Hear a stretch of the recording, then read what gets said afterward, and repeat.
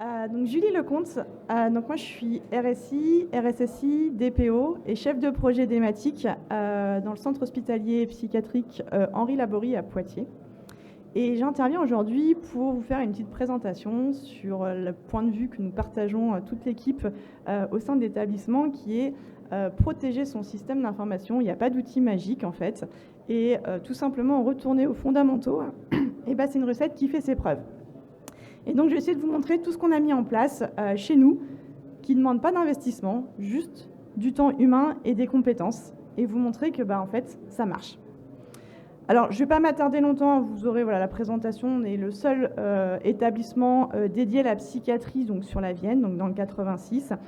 On est multi-sites, donc on a une trentaine de sites en plus de notre site principal, donc ce qui impose quelques contraintes d'un point de vue architecture. Et chez nous, le système d'information, on le voit comme une composante de plusieurs éléments.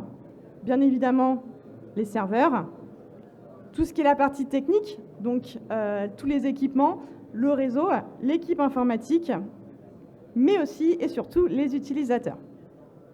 Alors, on va commencer par le maillon faible, les utilisateurs. Donc chez nous, ils sont environ 1500. Alors pour ceux qui sont dans le domaine de la santé, ça vous parlera peut-être. Chez nous, l'utilisation des cartes donc CPE ou CPS est obligatoire depuis 2012. Donc ça veut dire que tous nos agents se connectent à toutes nos machines via ces cartes. Donc il nécessite de posséder la carte et de connaître le code. Donc pas de mot de passe pour ouvrir sa session Windows. Autre règle de base qui est un fondamental. Chez nous, aucun utilisateur ne connaît aucun de ces mots de passe. Donc c'est une règle. Pour ça, on a mis en place 4 solutions. Alors on est sur la solution CAS, donc qui est basée sur un LDAP ou Kerberos. On utilise aussi l'authentification du coup du ticket Kerberos. On utilise SOX, donc qui est basé sur l'AD.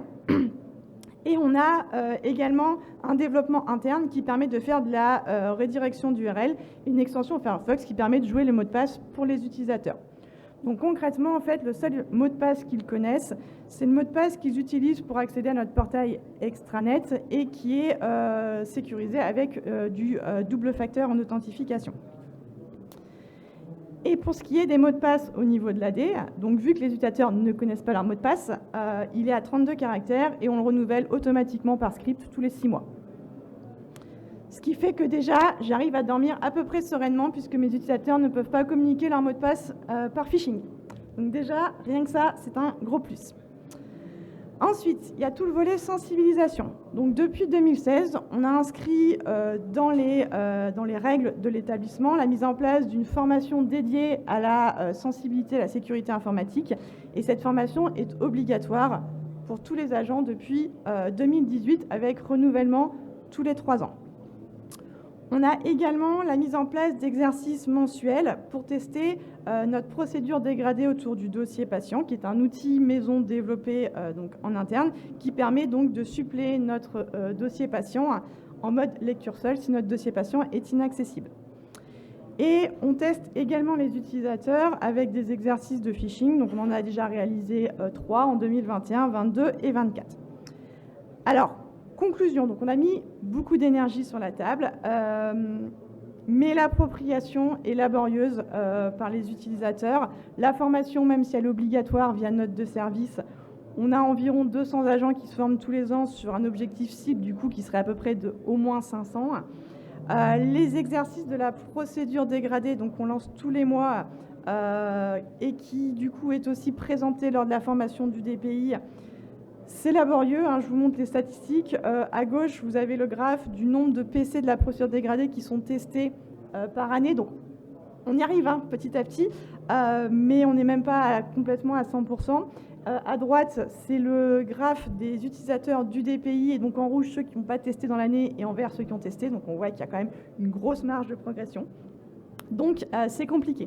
En termes d'exercice de phishing, même si on sensibilise, donc voilà, vous avez les chiffres ici, des résultats du nombre de personnes qui ont cliqué sur les mails. Alors le premier, on était très contents, on avait un très bon résultat, mais c'était un mail qu'on avait fait donc en exercice en interne.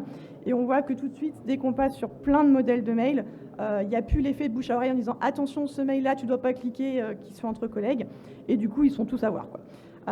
Donc, ça prouve que l'utilisateur est bien le maillon faible, et donc il ne faut pas baser ces règles de sécurité sur le fait de dire oui, mais si l'utilisateur fait ça, ça va bien se passer, parce qu'en fait, ça ne se passera pas bien.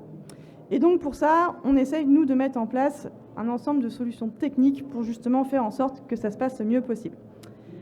Alors, pour ce qui est du volet ordinateur, donc pour vous donner une idée un petit peu de notre flotte, on est à peu près à 1050 PC fixes, 520 PC portables, à peu près 300 smartphones et 250 ce qu'on appelle des dumb phones, donc c'est des simples téléphones pour recevoir des appels et des SMS.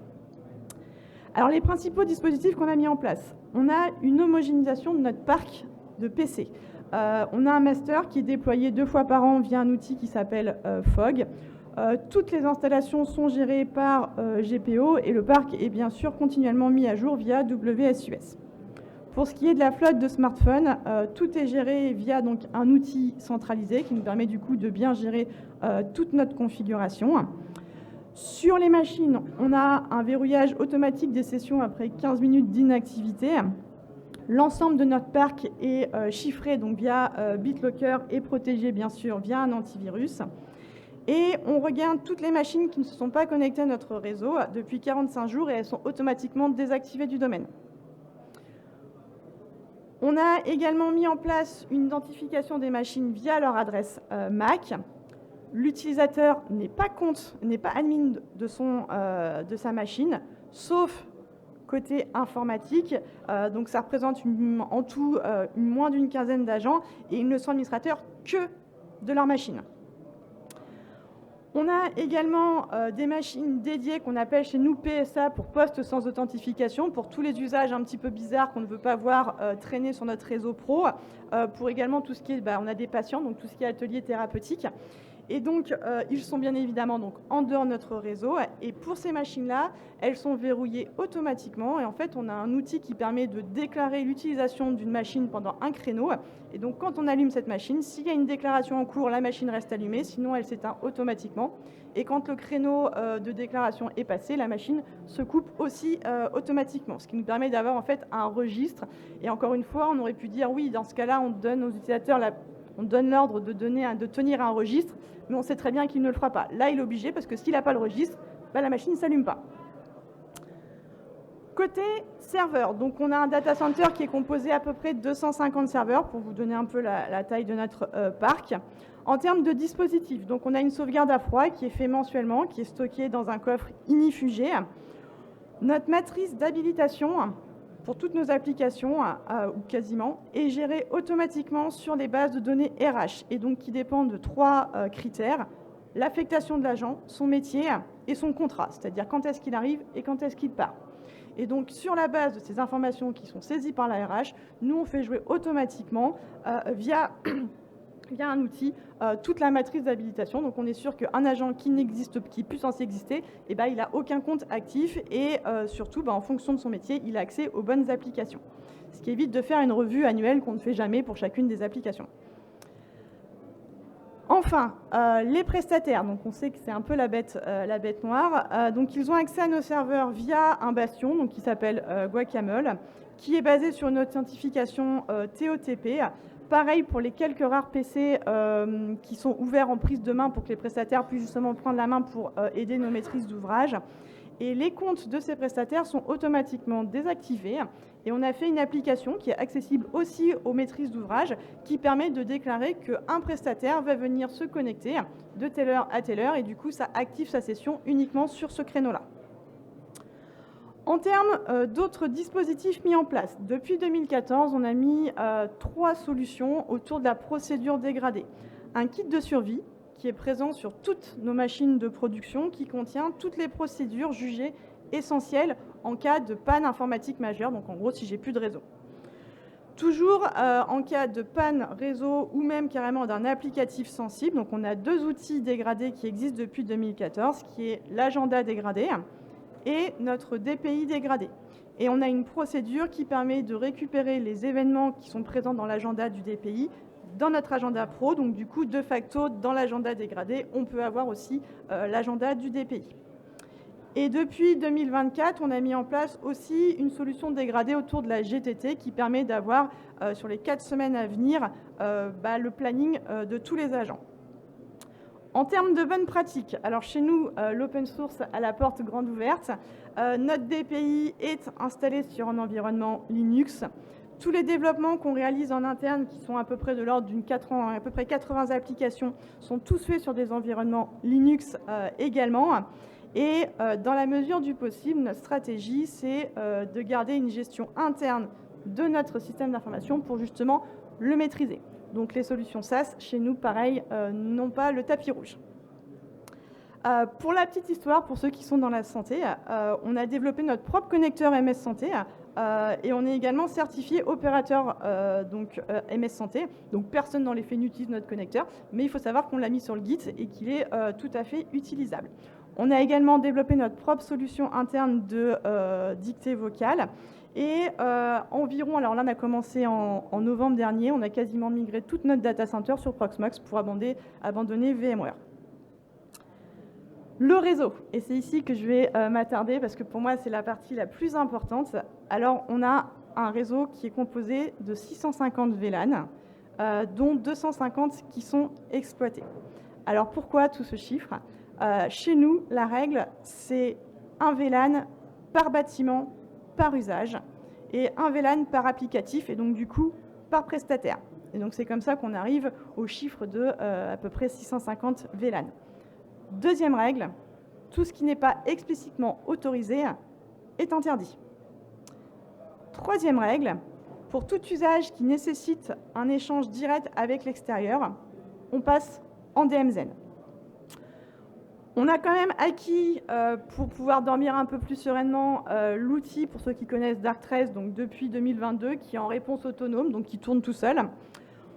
On a mis en place 4 Wi-Fi différents, toujours dans l'idée de on ne mélange pas les torchons avec les serviettes. Donc on a un Wi-Fi Pro, on a un Wi-Fi pour ce qu'on appelle ATM, pour amène ton matos, donc c'est pour tout le matériel que nous on pourrait emmener. Un Wi-Fi dédié pour les patients et un Wi-Fi pour le biomed. On a également mis en place donc un système de fade to blend pour bloquer tout ce qui est les robots. On a fermé les accès à la messagerie portail extranet dès qu'on est hors France. Et on exclut des accès Internet hors France et US. On a également mis en place pour toutes les applications qui sont accessibles par le web un WAF. Et au niveau du réseau, je voulais vous faire un petit retour historique pour vous montrer qu'en fait, une telle architecture, ça ne se met pas en place du jour au lendemain. Donc je vous ai retracé un petit peu toute l'histoire de notre réseau. Et je commence en 2008, donc avec ce réseau qui est somme toute assez simple. On commence en 2009 avec la sortie de tout ce qui est la partie virtualisation et les prestataires dans des VLAN dédiés. En 2010, on sépare notre DMZ, donc en DMZ privé et public. En 2012, on met en place une deuxième salle pour avoir de la haute disponibilité. En 2014, on met en place l'OpenVPN, donc qui nous permet d'accéder à distance à notre infrastructure, notre réseau donc de ATM guest et notre réseau de PSA pour une meilleure gestion des flux. En 2016, on met en place une DMZ de messagerie. En 2018, on augmente notre segmentation puisqu'on passe à la règle de 1 VLAN par usage par bâtiment. Donc c'est là qu'on arrive à plus de 600 VLAN qui explosent. En 2019, on met en place une DMZ applicative pour notre site web et notre site WordPress. En 2020, on met en place donc, le Bastion pour les prestataires, donc, qui est basé sur la solution Guacamole. Et en 2022, on met en place 2 firewalls à la place d'un seul, qui nous permet du coup de pouvoir couper le lien entre les deux en cas de problème de coupure Internet. Donc, ce qui nous permet de rester un peu plus autonome.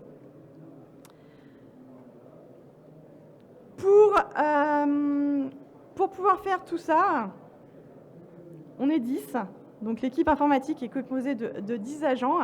Alors comment est-ce qu'on est répartis ? On a 2 agents qui sont au helpdesk et qui gèrent tout ce qui est la partie déploiement du parc informatique. On a 3 chefs de projet, alors en fait 3 dont moi, donc du coup je suis un tout petit bout, On a un chef projet dédié à tout ce qui est la partie télécommunication, système d'alerte et sécurisation électronique des sites. Et donc, j'ai 3 agents dans l'équipe infra, plus un alternant qui permet de faire tout ça. Alors, concrètement, cette équipe infra, et c'est ce qui fait toute sa richesse et toute sa puissance, c'est qu'elle est security by design, c'est-à-dire que mon équipe pense au quotidien toujours sécurité. Dès qu'on met en place quelque chose, on pense tout de suite qu'est-ce qu'il pourrait y avoir comme faille, et du coup, on essaye de les contourner. Cette équipe possède également un cloisonnement des comptes. Donc, ils ont un compte dédié pour chaque usage, donc AD, serveur, parc et utilisation courante. Et on ne crée pas des comptes inutilement. Donc moi, par exemple, en tant que responsable, je n'ai pas à mettre ma main dans les serveurs. En tant que chef de projet thématique, j'ai juste accès à mes propres serveurs. Je n'ai pas de gestion, je n'ai pas de compte pour gérer l'AD, je n'ai pas de compte pour gérer le parc parce que j'en ai pas besoin. Et on se challenge tout le temps.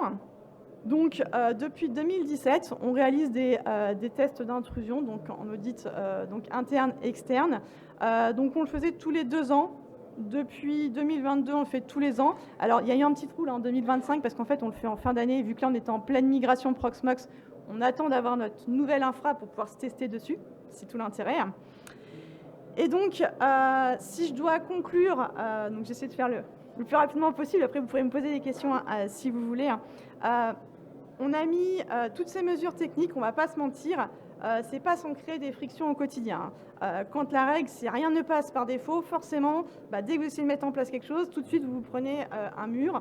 Donc il faut toujours lever les passerelles. Donc ça crée forcément des frictions au quotidien, mais qui sont possibles. Alors je mettrai quand même une parenthèse s'il y a d'autres personnes dans la santé ici, parce qu'on est dans un hôpital psychiatrique où la pression du soin est beaucoup moins forte que dans un somatique, bien sûr. Je pense que c'est beaucoup plus facile de dire vous n'aurez pas accès à ça dans la partie psy que dans la partie MCO. Et on a aussi l'avantage d'avoir quasiment pas de biomètre, donc cette espèce de verrue qu'on aimerait tous voir disparaître. Et donc on a la chance, nous on a quasiment pas. Mais toutes ces mesures font leurs preuves. Et je vous montre ici en fait ces 2 diagrammes qui sont les résultats de 2 auditeurs différents, qui est notre niveau de cybersécurité évalué par ces 2 auditeurs. Il faut savoir que donc, depuis 2019, donc je vous ai dit, on fait des tests d'intrusion tous les ans. En 3 jours, donc à 2 personnes, donc en 6 jours, on ne s'est jamais fait compromettre notre AD. Sauf l'année dernière, ils ont réussi à trouver une porte. On a corrigé dans la foulée, on a repayé la presta et ils n'ont pas réussi à passer. Et à chaque fois, quand ils viennent, en plus, on lève des verrous. Parce qu'en fait, s'ils arrivent avec leur machine, de toute façon, de facto, il ne se passe rien. Donc en plus, on ouvre quelques portes avant pour qu'ils puissent un petit peu jouer. Alors, ça ne veut pas dire qu'on est inviolable, personne ne l'est. Mais on pense quand même qu'on est un petit peu robuste. Et pour ça, on n'a pas mis en place des outils magiques. Juste, on a appliqué en fait des règles d'hygiène de base, de bonnes pratiques et la compétence. Et donc, si je devais conclure, alors moi, je viens du ministère de l'Agriculture, donc j'ai voulu finir avec une petite image un peu agricole. On pourrait dire que notre système d'information, c'est un petit peu comme c'est du bétail, avec le doré là au milieu, notre AD. Alors, vous avez des menaces qui rôdent autour de votre système d'information. Vous pouvez essayer de protéger chacun de votre bétail. Déjà, vous n'êtes pas à l'abri d'avoir protégé tout le monde. Vous pouvez venir mettre des clôtures autour. Il reste toujours la possibilité de passer. Mais là où vous devenez vraiment redoutable en termes de défense, c'est quand vous mettez en place un labyrinthe. Et donc, c'est vraiment ma conclusion. C'est que pour moi, aujourd'hui, notre plus grande défense, c'est notre réseau. Parce que forcément, quand vous avez 650 VLAN, si vous avez un cyberattaquant qui rentre, il va déjà un petit peu se balader avant d'arriver là où il veut aller. Je vous remercie de votre attention. Si vous avez des questions, n'hésitez pas. Et bon salon.